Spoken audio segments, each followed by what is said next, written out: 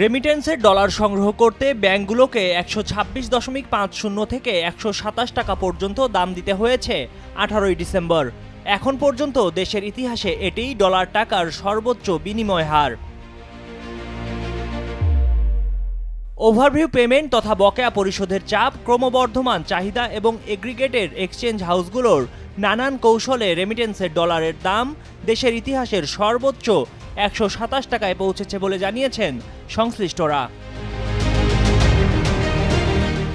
ব্যাংকাররা বলছেন ১৮ December রেমিটেন্সের dollar সংগ্রহ করতে ব্যাংকগুলোকে ১২৬.৫০ থেকে ১২৭ টাকা পর্যন্ত দাম দিতে হয়েছে।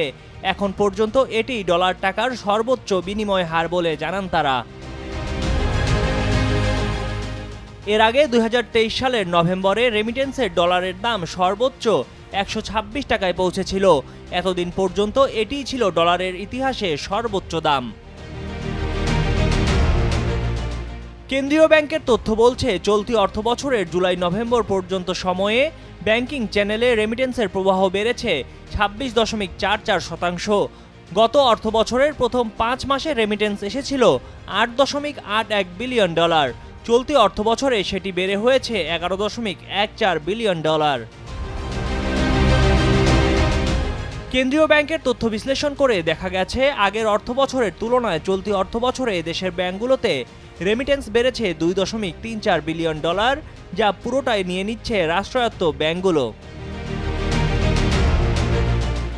অন্তর্বর্তী সরকার দায়িত্ব নেওয়ার পর বেশিরভাগ রাষ্ট্রায়ত্ত ব্যাংক রেমিটেন্সের ডলার সংগ্রহে বেসরকারি ব্যাংকগুলোকে টেক্কা দিচ্ছে।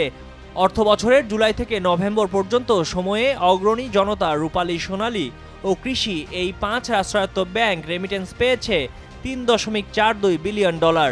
গত অর্থবছরের একই সময়ে এই ব্যাংকগুলো রেমিটেন্স পেয়েছিল ১.০৮ বিলিয়ন ডলার, অর্থাৎ ব্যাংকগুলো রেমিটেন্স বেড়েছে প্রায় ২১৭%। ময়ূখ ইসলাম, কালের কণ্ঠ।